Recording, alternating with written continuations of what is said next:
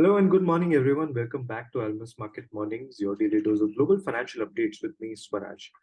JK, it must be a little bit of a breather for you after last week's data rush with no major data coming out till Thursday, but I'm sure you're following all those little data points from which major themes can emerge.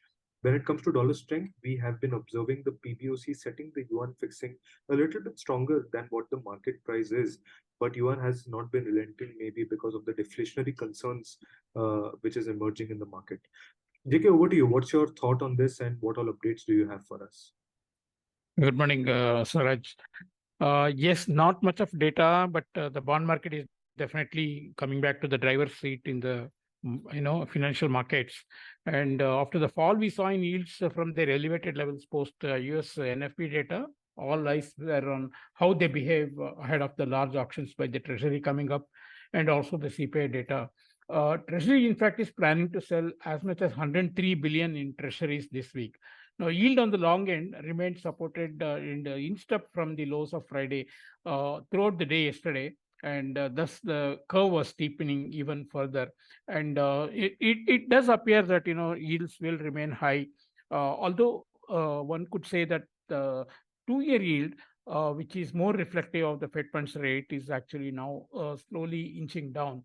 The debate continues about whether the Fed rates have peaked up. We had conflicting, statements from some of the Fed speakers, like Fed Bowman, who said that she's still seeing need for further rate increases if the inflation has to be brought down to 2%. But on the other side, Fed Williams in New York interview said that whether it is still a question whether Fed needs to hike rates further, and it was still an open question as far as he was concerned. And he did not rule out lowering the rates next year. So it all is more on what monetary policy is going to do in the coming months and the auctions which are driving the yields higher. Dollar has mostly regained most of the losses incurred post NFP data. In particular, yen and yuan have been even weaker than what it was before. Despite the PBOC fixing central rate below the market estimates and well below market levels, the currency has further weakened today and broken the 7.22 levels as well.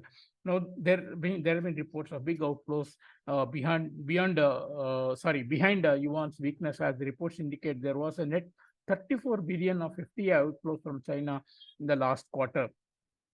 On the data side, as I said, there was very little, but we did see the consumer credit in US in June jumping to 17.5 from 9.45 in May. Then the German industrial production has given no relief to the Eurozone economy, and falling much steeper than expected at 1.5%, minus 1.5% compared to the previous month, while the expectation was at 0.5% decline. Then we had the further challenges for the Eurozone starting as natural gas prices shot up past the key resistance of 20-week moving average, on the news of extra heat coming in the weeks across the East Coast as well as the Central America. Now, once the extraordinary heat spreads to Europe, the gas inventories could start depleting, and the huge inventories had given a lot of comfort to the Eurozone, inflation as well as on the activity levels.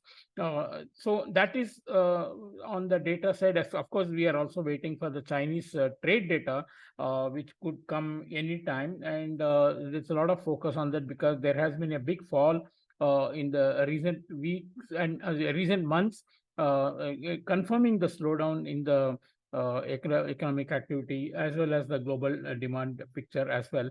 The expectation for exports is for a fall of 12.4%, and on the imports at minus 6.8%. So no good reading for China yet on any fronts. I think Chinese economy is undergoing a very tough period, no doubt. In the meantime, we also have some not so encouraging news as far as the geopolitical situation is concerned, and we are seeing some states from the Japanese officials on the Taiwan situation. And one of the ministers from Japan has stated that we are moving from a peaceful time to turbulent times, and that's not giving a comfort in the Asian times.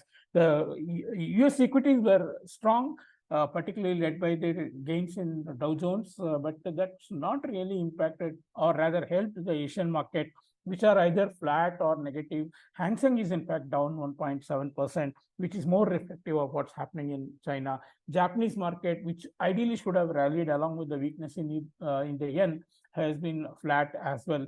And most other markets are, not really not really following the US market. On the currency front, of course, as I said, the dollar has regained most of its losses post the NFP, with yuan hogging the headline. Now on the rupee, again, it has not gained much from the weaker jobs report, and so it's more or less stayed where it was before the NFP data. Now the question everyone is faced with is whether we break 82, 85, or even 83 in the coming days. Now the dollar index stays firm. Higher oil prices and the continued demand from importers, even at these elevated levels, make people feel that it can break. However, looking at the recent rise in food prices, which will take our inflation rate closer to 6% as per some estimates, central bank would be averse to letting it fall, and they would be using their reserves to curb any big fall now, as it would only worsen the imported inflation. The upcoming RBI policy could have a touch of hawkishness, though they would refrain from changing the policy. I expect weakness in rupee to be contained at 83 levels for now, while the downside is firmly resisted at 82.50. So while we do not have too much data even today as well, markets have a lot to digest, and I think we'll see more volatility in the coming sessions. Thank you.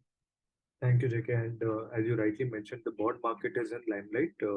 We'll be tracking closely the behavior of the yields because approximately $100 billion worth of treasury issuances will take place this week. Another thing that can push up the yields will be the US CPI, which is due on Thursday. The German industrial production has not given relief to the European economy. It has fallen quite steeply. While on the Chinese front, the yuan continues to be on the weaker side despite a little bit of stronger fixing by the PBOC. We'll be waiting for the trade data. Expectation is of almost of a 12% fall in exports. So that's quite concerning for the Chinese economy. For the rupee, whether we break 80 to 85 is the big question, and higher oil prices and dollar index remaining steady can put pressure on those levels. But the central bank will be averse to any sort of sharp moves on the upside due to the rising food inflation. That's it from us today. Thanks for listening to Swaraj, actually, the Chinese data has come, and it has come worse on all accounts. Exports have fallen 14.5% versus 12.4% fall expected, and imports have, as against minus 6.8% expected, has fallen minus 12.4%. That's a lot of indication on the activity level reducing in China. Although the balance of trade or the surplus has increased by 10 billion, it's not a good news because it indicates a big fall in the import and also a reflective of the big fall in the economic activity in China. Well, there you have it, folks. So on all accounts, the Chinese numbers have come out worse. Exports and imports both have fallen more than expected. So that's a little bit concerning. Now, before we end, folks, we have a webinar today on the global interest rate trajectory, and it will be quite a good one. And we have got a superb panel with Pankaj and Mr. Siddharth Kothari, who's a well-known player in the Indian macro side, talking about how the rates are looking and what markets are expecting at the same time. In the future, what we can expect from the both developed market and emerging market interest rates. So do tune in today. The link will be in the description. Thank you.